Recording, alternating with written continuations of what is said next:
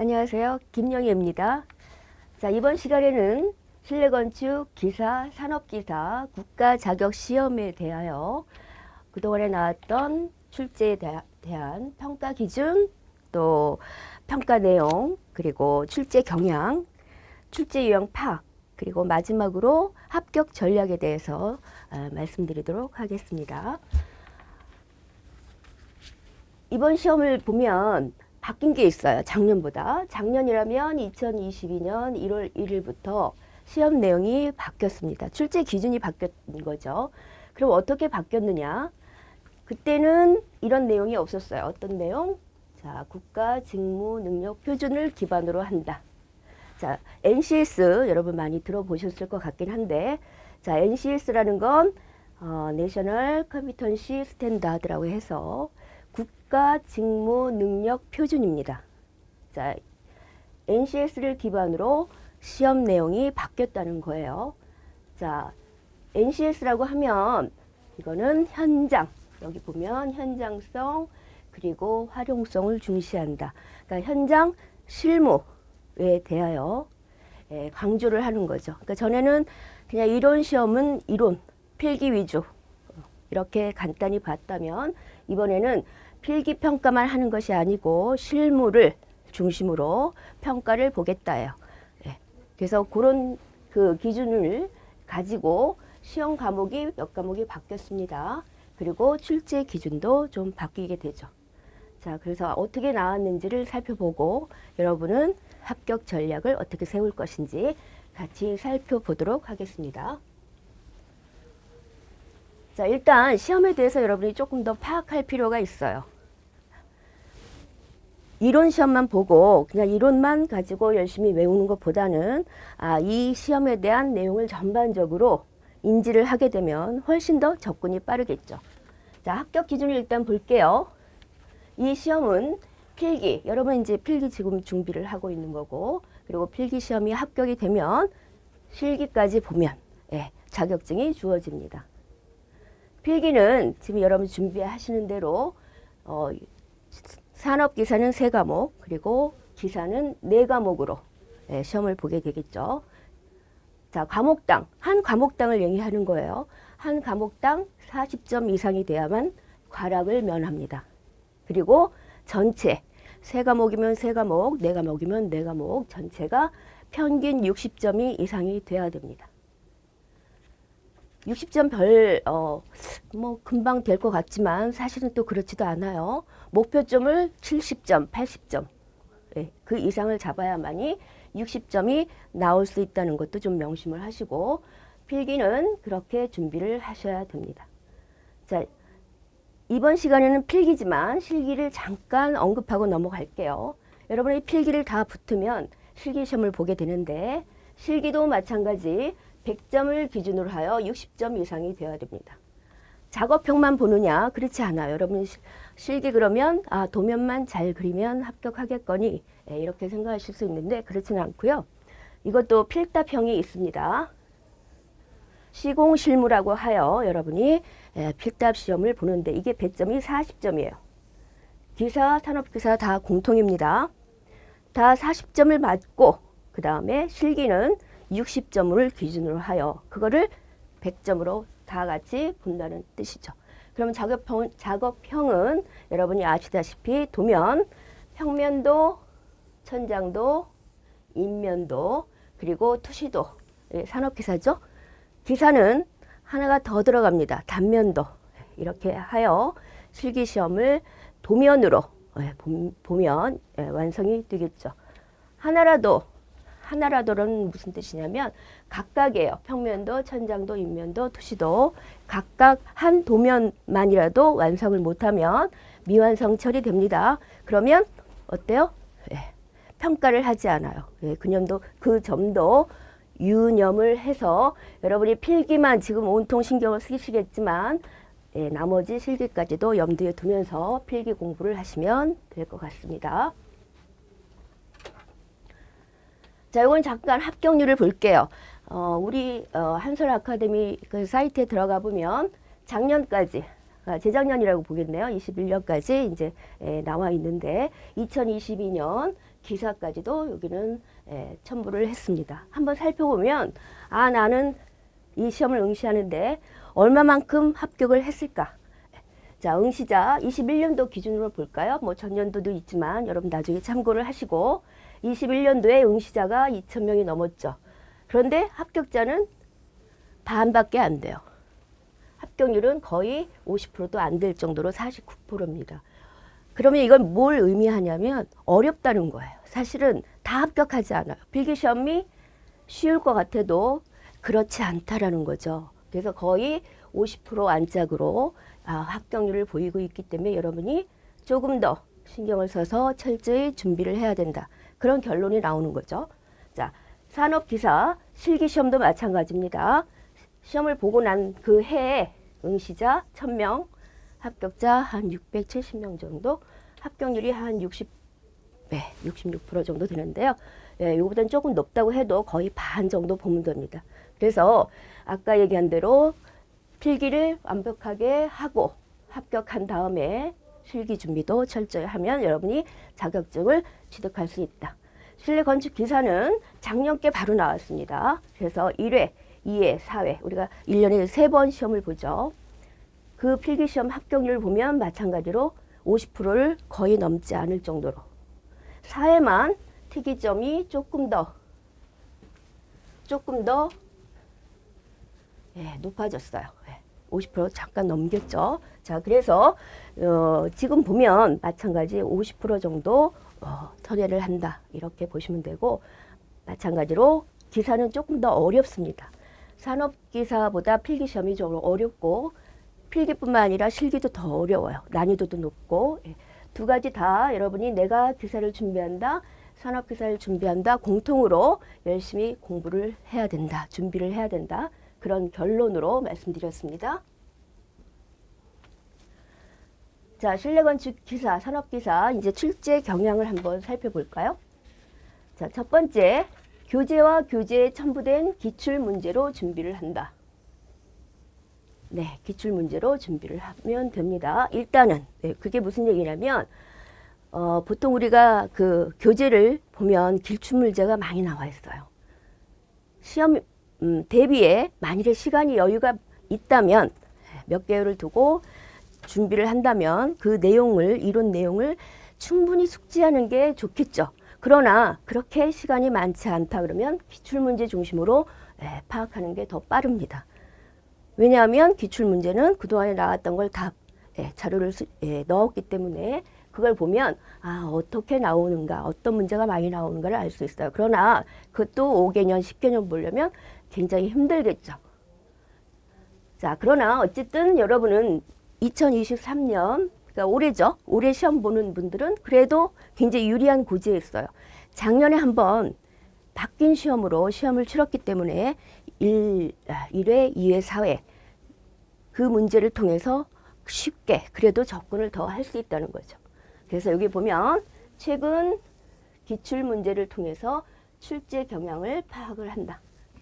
그래서 전년도도 물론 중요하지만 최근 기출 문제를 통해서 출제 경향을 더 확실하게 파악할 수 있다. 두 번째, 관연도 문항을 바탕으로 출제 경향을 볼 수가 있다. 지금 내용에 말씀드린 거예요.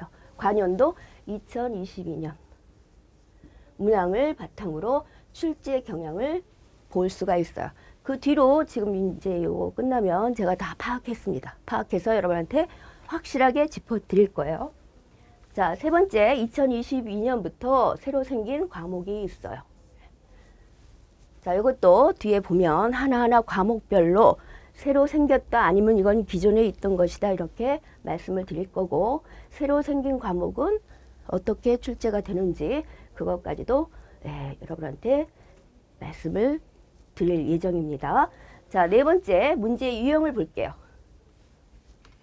자, 문제라는 건 여러분이 필기시험을 볼 때 어떻게 나오는지 세 가지 형태로 나옵니다. 첫 번째는 제시형 문제예요. 제시형 문제.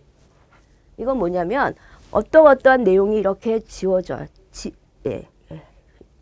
이렇게 나오고 아니면 이제 그림으로 나온다든지 이미지 어떤 형태의 이미지가 이렇게 그려 있고 이것은 무엇인가요? 이렇게 질문한다든지 해서 이 지문은 주로 이제 박스 안에 이렇게 설명을 하고 이것은 무엇인가 뭐 이런 형태 이렇게 제시형 문제가 나올 수 있습니다. 이런 문제를 여러분이 파악해서 아 이거는 용어를 물어보는 거구나 아니면 어떤 내용이 어떻게 어떤 형식으로 나오는 거구나 이런 거를 이렇게 잠깐 파악할 수 있다는 거죠. 두 번째는 선택형 문제입니다.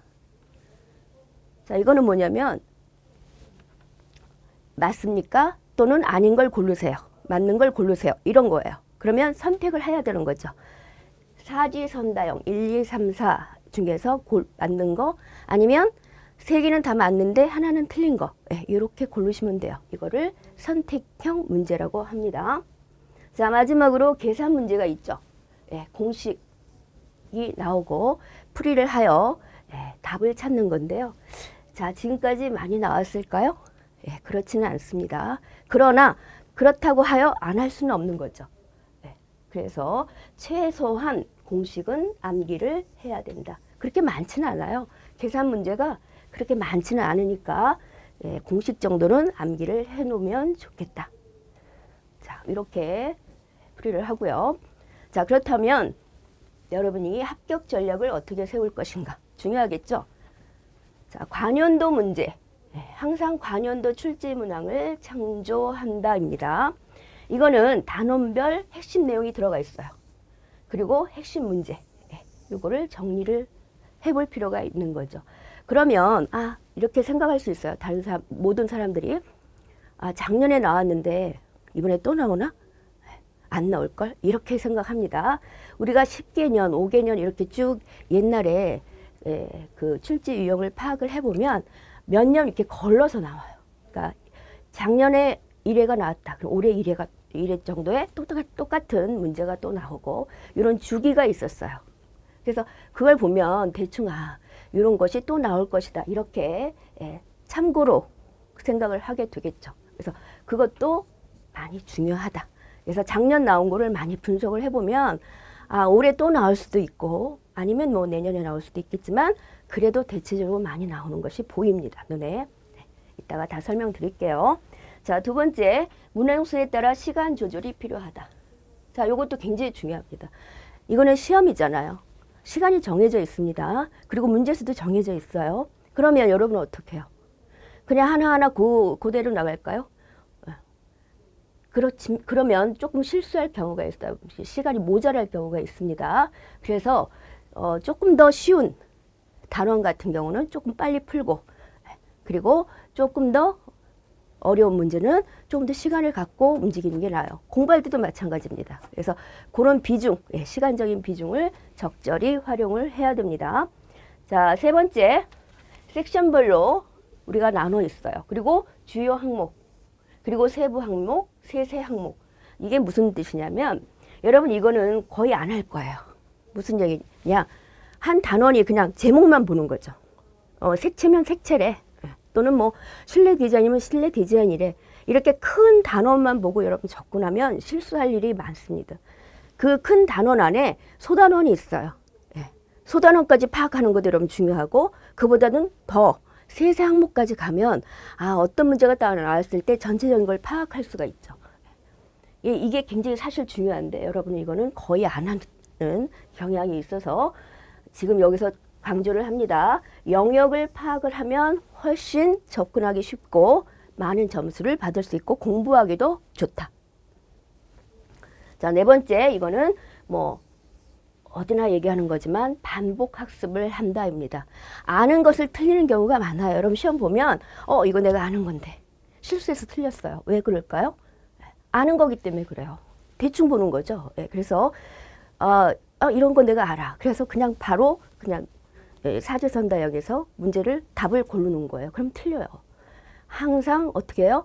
보고 또 보고 약간 문제가 정확하게 나오는 것도 있지만 약간 이렇게 틀어서 나오는 경우도 있거든요. 그러니까 같은 문제인 것 같은데도 답이 다른 거일 수도 있다. 그래서 항상 똑같은 거를 보지 말고 이렇게 반복 연습을 해라. 자, 이렇게 강조를 해드립니다. 자, 이렇게 전체적으로 정리를 하여 보았습니다. 자, 지금 보시면 지금 3개의 커리큘럼이 되어 있어요. 네. 자, 맨 오른쪽에 보면 요거는 한국산업인력공단에서 나온 커리큘럼이고, 자, 여기 파트 1, 파트 2 여기는 우리 교재입니다. 살짝 비교를 좀 해보시라고 했어요. 그래서 지금 단원이 글자 하나까지 똑같다? 그렇지 않습니다. 여러분이 필요한 내용을 해놨기 때문에 약간 다를 수 있어요. 조금. 그러면 여러분이 좀 헷갈리실까봐 이렇게 비교를 좀 해놨다. 이렇게 보시면 되겠습니다. 자, 여기 보면 객관식으로 기사는 객관식으로 마찬가지, 산업기사 마찬가지로 되어 있고요. 문제는 80문제입니다. 80문제. 그리고 2시간으로 되어 있습니다. 자, 80문제를 2시간 안에 여러분이 풀어야 돼요. 시간 안배 잘 해봐야 됩니다. 지금 과목명이 4개로 되어 있습니다. 4개. 4개로 되어 있는데 지금 첫 번째 보면 실내 디자인 계획, 실내 디자인 계획. 그리고 실내 디자인 색채 및 사용자 형태 분석. 여기 있죠? 실내 디자인 색채 및 형태 분석. 자, 나머지 2개가 더 있는데요. 실내 디자인 시공 및 재료, 그리고 실내 디자인 환경, 이렇게 4과목입니다. 여기 2과목으로 되어 있죠. 왜 그렇게 해놨을까요? 제가 2과목을 맡고 나머지 2과목, 지금 말씀드린 2과목은 남재호 교수님께서 잘 가르쳐 주십니다. 자, 그러면 지금 2과목만 이제 살펴보도록 하겠습니다. 20문제, 각각 20문제예요. 20문제, 20문제. 4과목이니까 지금 여기 2과목 나왔을 때 40문제, 나머지 2과목에 40문제. 그러니까 20문제, 20문제씩 끊어 나옵니다. 이건 끊어 나와요. 확실하게. 그러니까 무슨 얘기냐면 이렇게 시험 볼 때 단원이 이렇게 1과목 이렇게 써 있고 20문제라고는 안 나오죠.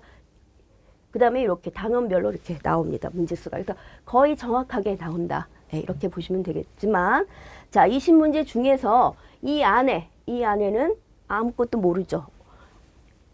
지금 예를 들어서 실내 디자인 계획에 몇 개가 나왔는지, 기본 계획에 몇 개 나왔는지 아무도 몰라요. 이건 파악을 제가 하는 거예요. 여러분한테 이렇게. 그래서 말씀을 드리는 거예요. 어떤 거를 중점적으로 봐라. 똑같이 예를 들어 4개니까 5문제 나왔거니? 아니죠. 비중에 따라 다릅니다. 과목에 대한 또 내용에 대한 이런 것이 다르기 때문에 여러분이 잘 보셔야 돼요. 그래서 이렇게 비교를 한번 해봤습니다. 자, 그러면 하나하나 찾아볼까요? 우리가 파트 1 아까 실내 디자인 계획이라는 분야에서 또 제1편 아까 나눴잖아요. 4편으로 나눴을 때 제1편 실내 디자인 기획입니다. 기획. 자, 실내 디자인 일반, 그 다음에 디자인 프로세스, 치수 계획, 실내 디자인 역사 이렇게 한꺼번에 되어 있습니다. 자, 여기서는 얼마 정도 나왔을까요? 평균? 약 4문제 나왔네요. 자, 4문제 나왔습니다. 그렇게 많은 분포도가 아닙니다. 다른 거에 비해서. 어떻게 보면 4문제 또는 5문제가 나올 수 있고요. 3문제 나올 수 있습니다. 정해진 건 아니에요, 사실은.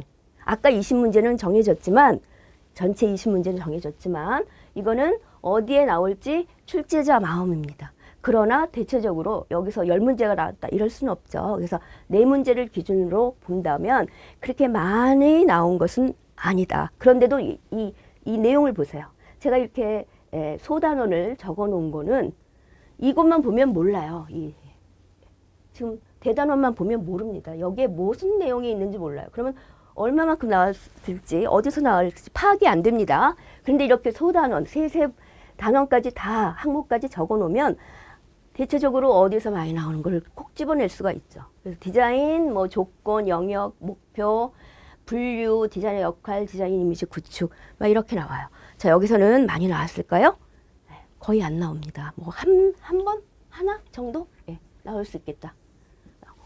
그러면 이 많은 내용 중에 중요한 것만 보면 되겠죠. 나머지 아주 세세한 거를 여러분이 살펴보기에는 좀 어렵습니다. 그래서 대체적으로 많이 나오는 게 실내 디자인 개념.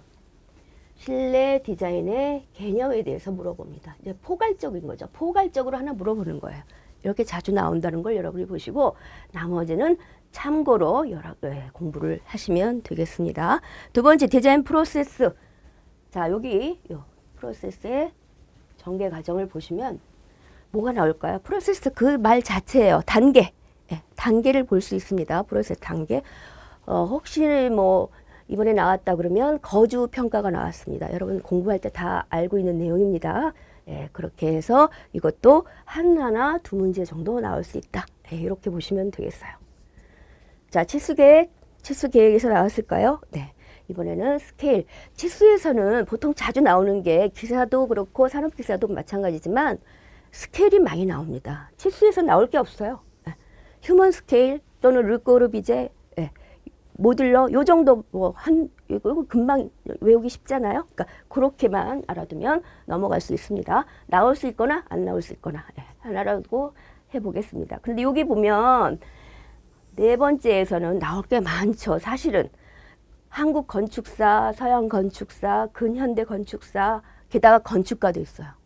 이걸 다 어떻게 합니까? 그런데 여기서 많이 나올까요? 마찬가지로 두 문제 정도 나옵니다. 그러면 결국에는 디자인사에서 하나 또는 건축가에서 하나 이 정도 나오다고 보겠죠. 예.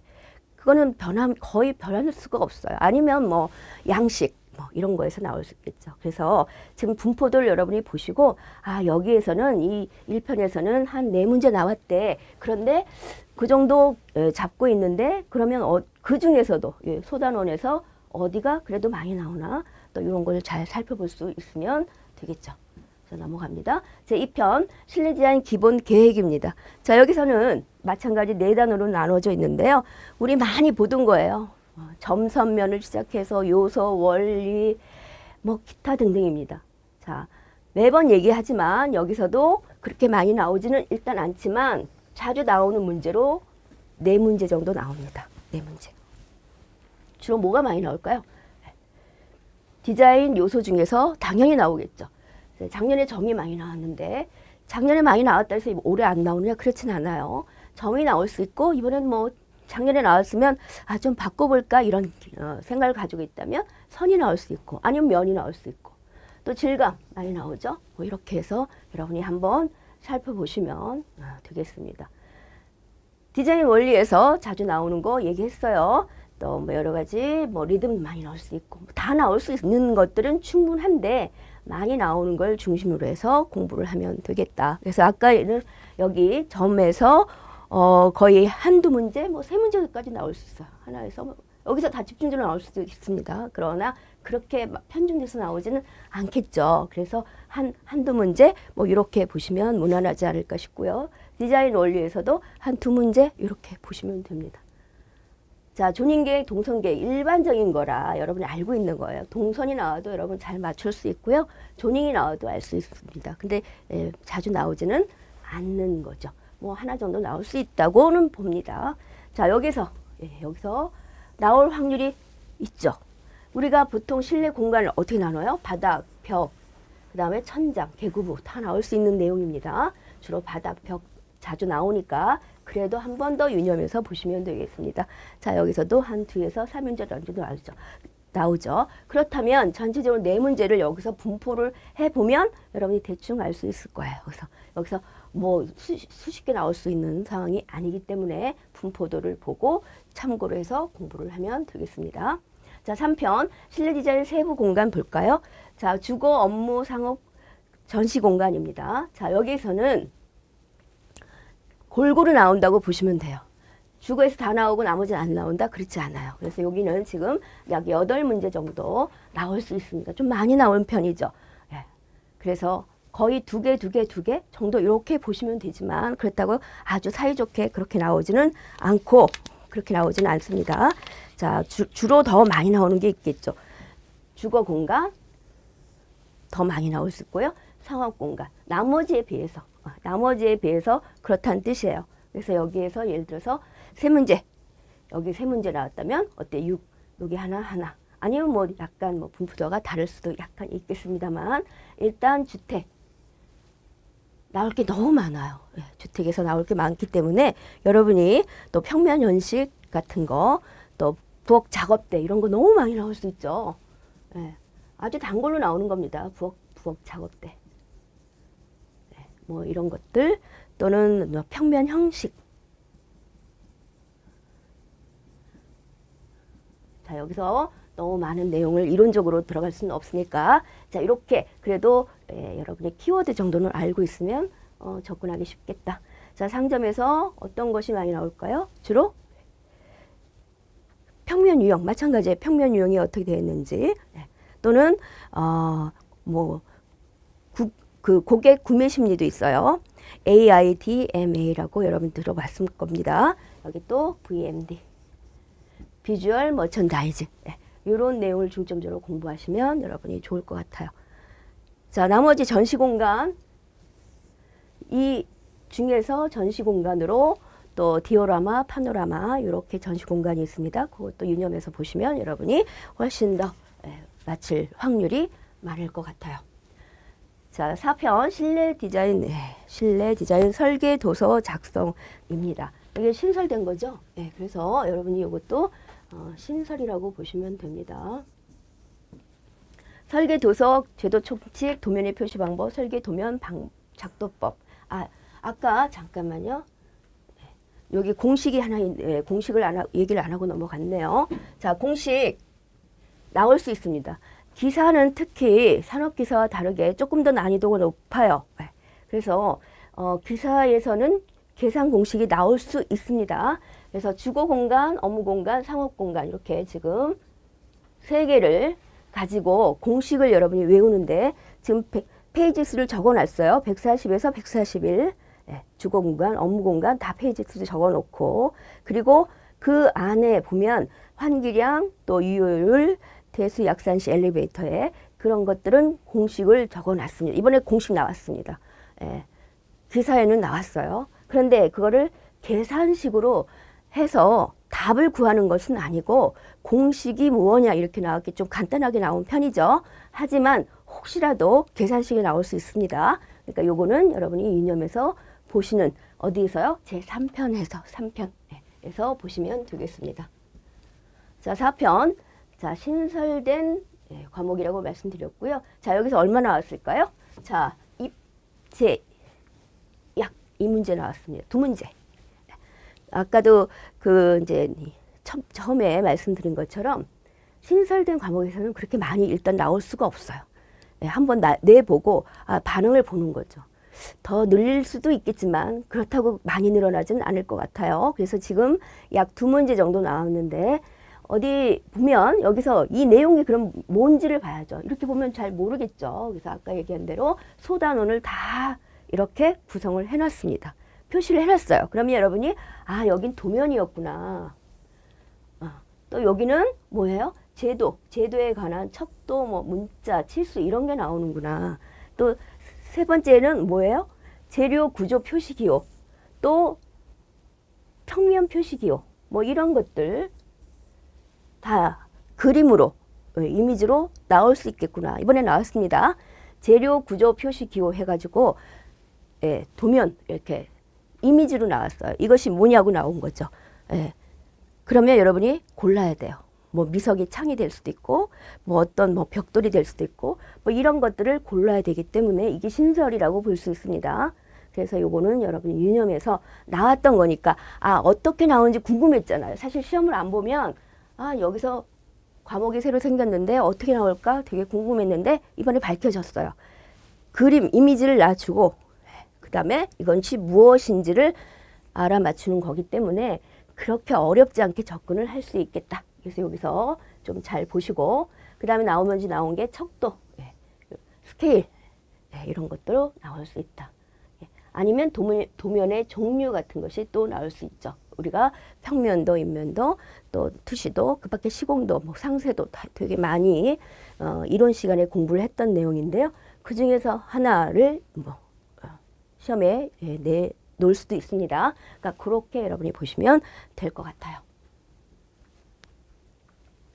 자, 파트 2로 넘어갑니다. 자, 20문제 아까 다 끝났어요. 처음에 한 단원에서 20문제 다 끝났고 이제 두 번째 단원에서 마찬가지 전체 20문제입니다. 자, 이것은 5개로 나눠져 있어요. 5편으로 나눠져 있으니까 아까 얘기한 대로 4개씩 나오겠다 이렇게 생각하시면 안 되고 분포도를 지금 다시 말씀을 드리도록 하겠습니다. 자, 제1편 실내 디자인 프리젠테이션입니다. 프리젠테이션 그러면 이것도 신설이에요. 이번에 신설 된 겁니다.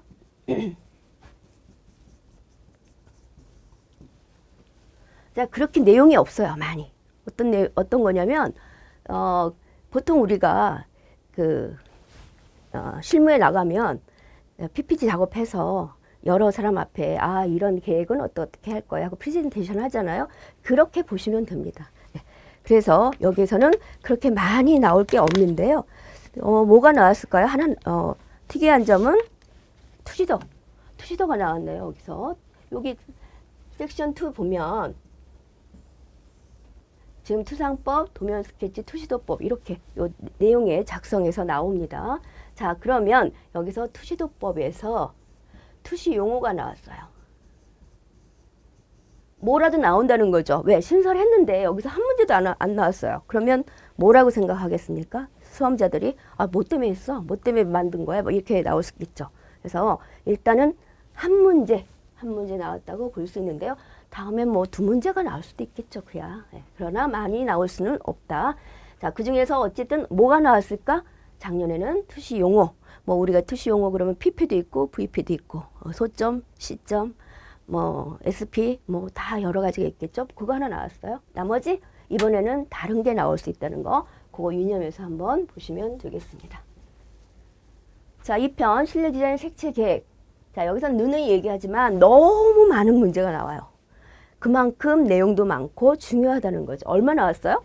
10문제나 나왔어요. 거의 50%예요. 그래서 색채가 그만큼 많이 활용이 되고 중요하다는 걸 알 수 있겠고요. 섹션 1부터 7까지 이 7개로 나눠 있는데 10문제가 나왔으니 골고루 다 나온다고 볼 수 있습니다. 그러니까 여러분이 항상 봐왔던 거, 색채라고 생각하면 그동안 시험 문제를 여러분이 공부를 했다면 뭐가 집중적으로 많이 나올까? 아주 거의 뭐 정해져 있다고 볼 수도 있겠는데 빛, 스펙트럼 뭐 이런 내용들, 뭐 물체색 뭐 이런 내용들이 많이 나올 수 있겠죠. 뭐 그 밖에도 사실 많지만 자, 두 번째에서는 세계 분류, 세계 3속성도 있을 거고 그죠? 또는 세계 혼합, 가산, 가함법 아주 단골로 나오죠. 안 나올 수가 없어요. 자, 색채계 뭐가 있을까요? 뭐 여기 먼셀, 오스발트, 뭐 기타 등등 뭐 헤링도 있을 수 있고요. 뭐 많이 나올 수 있죠. 자, 4번째 뭐가 나올까요? 지각 현상 중에서 그러면 명시도도 있고 또는 뭐 대비도 있고 뭐 너무 많죠. 팽창 뭐 여러 가지 나올 수 있어요. 그 중에서도 많이 지금 제가 말씀드린 것이 정말 많이 나오는 것이에요. 자, 5번째는 이거는 뭐예요? 색이 주는 감각, 지금 지각적 또 감정적 따로따로 분류가 되는데 감정적인 거 뭐가 있을까요? 뭐 무거운 거 중량감, 뭐 기타 등등 너무 많죠. 중량감 주로 많이 나와요. 자, 6번째는 색채 조화. 여기서는 뭐 문 스펜서의 색채 조화론 단골로 나옵니다. 오스팔트도 많이 나와요. 오스팔트 색채 조화론 많이 나와요. 그런 걸 보시면 되겠고 마지막으로 색채 계획. 색채 계획에서는 어떤 게 나올까요? 적용. 그러니까 우리가 색채 적용 단계가 있어요. 그거에 대해서 뭐 이렇게 순서가 있는데 그걸 여러분이 집중적으로 보시면 될 것 같습니다. 자, 그렇게 여러분이 보고 디지털 색채계 이번에 또 들어간 것이 디지털 색채 책에 있습니다. 그것도 한번 유념해서 보세요.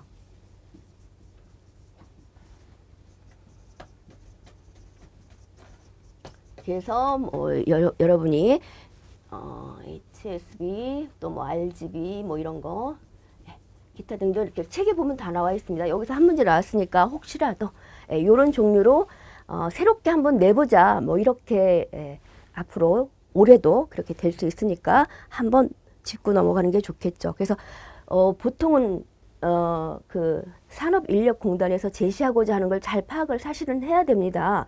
거기서는 이 색채 이렇게 나오지 않고요. 거기 그 항목을 아까 처음에 우리가 얘기했을 거 한번 다시 나중에 여러분이 들어가 보세요. 그러면 적용이 많아요. 그러니까 실제로 적용한 거를 보고 싶은 거예요. 실무적으로. 그래서 뭐 아파트 벽면 또는 뭐 부엌에 그 적용되는 색채 계획 이런 것들을 조금 많이 넣고 싶어 해요. 그런 게 실제로 하나 나왔고요. 그러니까 여러분의 적용에 대해서도 지금 나온 문제에 대해서 잠깐 고민을 한번 해볼 필요 있어요. 앞으로 더 나올 수 있다는 거죠. 그래서 기존의 틀은 거의 변함은 없지만 그런 게 조금씩 섞여 들어갈 수 있다. 적용 부분에 대해서 이런 것도 유념해서 보십시오. 자, 제3편 가구입니다. 자, 가구. 여기서 몇 문제 나왔냐면 2문제밖에 안 나왔어요. 그렇다고 무슨 그러면 이거는 공부하지 말까? 그럴 필요는 없죠. 그래서 주로 많이 나오는 걸 중심으로 공부를 하면 되겠다. 그래서 가구 굉장히 많은 내용이 가지고 있고 분류도 많아요. 다 공부하기 어려우면 주로 전통 가구 이런 정도. 그러니까 가구의 역사를 좀 보시면 뭐 르네상스 시대 또는 로마의 소파, 뭐 카우치 이런 거 이제 시험이 잘 나오거든요. 그런 정도로 이렇게 약간 분류를 해보시면 접근할 수 있을 거예요. 한 문제 정도밖에 안 나와서 뭐라고 말씀 못 드리지만 그래도 안 할 수는 없는 거니까 한번 그쪽으로 중심으로 보면 좋겠다. 지금 4번, 5번 정도에 보면 되겠고요. 이쪽에서는 공간별 가구 계획이라고 하여 요즘의 추세가 시스템 가구, 유닛 가구 뭐 굉장히 많아요. 그런 쪽으로 이제 시험에 자주 나와요. 그러니까 그 정도로 보시면 2문제 정도는 좀 맞출 수 있지 않을까. 그렇게 생각이 됩니다. 자, 네 번째 사용자 형태 분석입니다. 그리고 5번째가 마찬가지 인간 계측이라고 해서 우리가 왜 인간공학이라고 시험을 봤어요. 작년에 지금까지 계속 봤습니다. 그 부분이에요. 그러니까 새로운 거는 아닙니다. 이렇게 분류를 4편, 5편을 나눠서 원래는 그때는 그냥 인간공학 이렇게 되어 있기 때문에 인간공학인가 봐. 그런데 지금 이제 제목이 사용자 행태 분석이라고 바뀐 거예요. 타이틀만. 그 안에는 내용은 똑같습니다. 그래서 여기서 약 2문제, 2문제 또는 3문제 정도 나온다 보시면 되겠습니다. 그래서 나올 수 있는 것도 사실은 뻔해요. 인간공학. 여기 제목에도 나와 있다시피 인간과 기계에 대한 내용입니다. 그거의 시스템의 분류 또 요 정도에서 여러분이 한 문제, 2문제 볼 수 있고요. 이제 여기 마찬가지로 공학에서 내용, 인체 공학적인 면에서 설계를 어떻게 할 것인가 요 정도에서 한 문제 정도 보시면 될 것 같아요. 그래서 4편은 그 정도 공부를 하시면 되겠습니다. 자, 마찬가지 인간공학하고 다 똑같습니다. 그 내용 안에 다 있는 거예요. 인체를 약간 분류를 했어요. 이렇게 빼놓은 거죠. 그래서 5편은 인체 계측이라고 되어 있습니다. 그러니까 인체에 관한 거예요. 그래서 그때 배웠죠. 근전도 뭐 심전도 다 그때 내용이 여기 다 들어가 있는 건데 그렇다면 여기서 얼마나 나올까요? 약 5문제에서 6문제 나옵니다. 인간공학 그때는 옛날에는 많이 나왔었어요. 한 10문제 막 이렇게 작년 이전에 이렇게 나왔었던 것이 이번에는 좀 줄었죠. 그래서 5에서 6문제 정도 나온다. 이렇게 보시면 되겠고요. 주로 나올 수 있는 게 여기서 뭐 있습니까? 근골격, 구조 뭐 이렇게 나올 수 있죠. 그런데 여기서 눈의 구조를 좀 한번 보세요. 눈. 보통 눈에서 한 문제 정도 나오는데 이게 색채에서도 나올 수 있어요. 색채 어디 부분? 빛의 부분. 빛의. 그런데 거기서 많이 안 나오면 인간공학에서 눈에 대해서 나옵니다. 뭐 망막의 기능이 어떻고 뭐가 어떻고 이런 정도로 나올 수 있는 요지는 충분하다. 이렇게 보시면 될 것 같아요. 그리고 인체 아까 얘기한 인체 골격 이 정도에서 한 문제 정도 보시면 될 것 같고요. 자, 여기서 또 보시면 신체 반응, 근력과 지구력, 또 여기서 뭐 여러 가지 인체 측정치 이런 데서 나올 수 있고요. 여러분 그 에너지 대사율 뭐 이런 것도 나올 수 있습니다. 그리고 또 하나 옛날에는 정말로 단골로 나왔는데 이번에도 작년에도 한번 나왔어요. 여러분이 보시면 인체 동작 있죠. 인체 동작에서 뭐 내전, 외전, 뭐 이런 것들이 볼 수 있어요. 뭐 동작을 밖으로 하냐 안으로 하냐 해서 그림도 표시가 되어 있고 그런 내용을 설명하면 여러분이 아 이거는 내전이야 아니면 외전이야 이렇게 고르실 수 있는 그런 내용들이 있습니다. 요거 좀 유념해서 보시고 자 여기 계산 공식 있습니다. 500페이지 509페이지 에너지량 에너지 대사율 구하는 공식이 있고요. 또 521페이지에서 22페이지는 흡기량 분당 흡기량 에너지 소비량 구하는 공식이 있습니다. 공식은 기사는 제가 누누이 얘기하잖아요. 여러분 그만큼 높은 난이도를 공부하시는 거예요.